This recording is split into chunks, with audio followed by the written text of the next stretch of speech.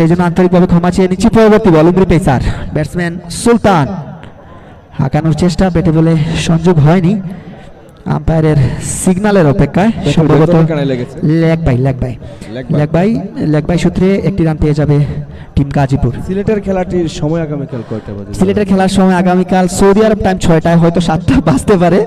আপনারা সবাই ধৈর্য সহকারে অপেক্ষা করবেন। 7টায় বাংলাদেশের আজকে বিলম্ব হওয়ার কারণ হচ্ছে এখানে সৌদি অথরিটির একটা ফুটবল ম্যাচ ছিল, তো সেটা শেষ করে ওই অথরিটি মাঠ হ্যান্ডওভার দিতে দিতে একটু লেট বিলম্ব হয়েছে, সেজন্য আজকের ম্যাচটা ডিলে হয়েছে। আমরা আশা করব কালকে আসলে রাইট টাইমে খেলাগুলো শুরু হোক। আসলে বাংলাদেশিরা এখন ঘুমানোর টাইম।